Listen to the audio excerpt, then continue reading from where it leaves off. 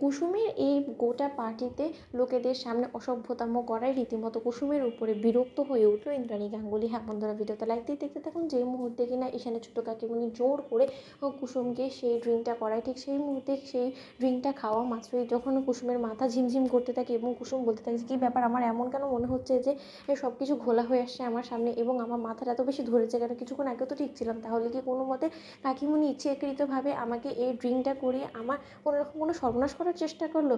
না না, এটা কী করে হতে পারে? কিন্তু কাকিমুনি এরকম করে আমার উপর প্রতিশোধ নেওয়ার জন্য আজকে পার্টিটাই বা কেন বেছে নেবে, কিছুতে আমি বুঝতে পারছি না। কিন্তু এখন তো আমি নিজেকে কোনোভাবে সামলাতে পারছি না, এখন আমি কী করব?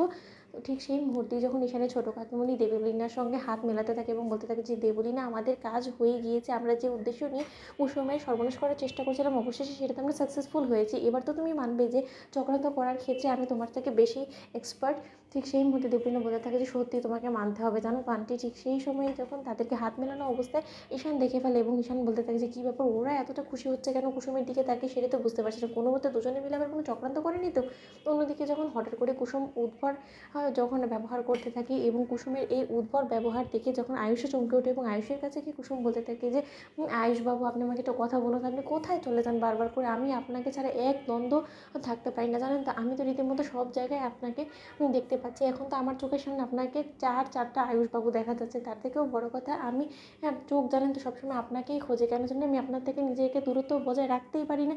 আমি সবসময় ভাবি যে কখন আমি আপনাকে দেখবো। সকালে ঘুম থেকে ওঠার পর আমি আপনাকে দেখতে চাই, আমি রাতে ঘুমানোর আগেও আপনাকে দেখতে চাই, জানেন তো। ঠিক সেই মুহূর্তে যখন কুসুমের এইসব উদ্ভট আচরণ দেখার মাত্রই ইন্দ্রাণী গাঙ্গুলি একটু বিরক্ত হতে শুরু করে দেয়। ঠিক সেই মুহূর্তে কুসুম বেসামাল হয়ে পড়া মাত্র আয়ুষ বলতে থাকে কী ব্যাপার, কুসুম এরকম উদ্ভট আচরণ করা শুরু করে দিল কেন? কিছুক্ষণ আগেও তো ভালো ছিল ও।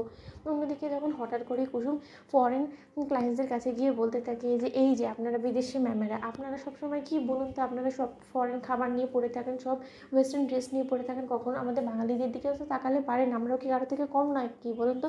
এই যে দেখুন না, কালকে আমি কি সুন্দর মঞ্চে মাতিয়ে দিলাম এই বেঙ্গলি সাজ দিয়ে। এরকম করে আমাদের বাঙালিদের কালচারটাকে তো আপনাদেরকে ফুটিয়ে তুলতে হবে, তাই এই যে দেখুন না ইন্দ্রাণী ম্যাডাম, মানে আমার দেবীমা, যাকে কিনা আমি এতটা আমার ইন্সপিরেশন ভাবি, সে আমার নজরে এক আইডল বলতে পারেন, জানেন তো। ঠিক সেই মুহূর্তেই ইন্দ্রাণী বলতে থাকে যে আয়ুষ কোথায় তুমি এক্ষুনি মেয়েটাকে এখান থেকে নিয়ে যাও, কি না কি উল্টোপাল্টা কথা বলে দিবে আমার ক্লায়েন্টসদের সামনে, এবং এতে করে ক্লায়েন্টরা যদি একবার বিরক্ত হয়ে এই ডিলটা ক্যান্সেল করে দেয় তখন কিন্তু আমার থেকে খারাপ কেউ হবে না।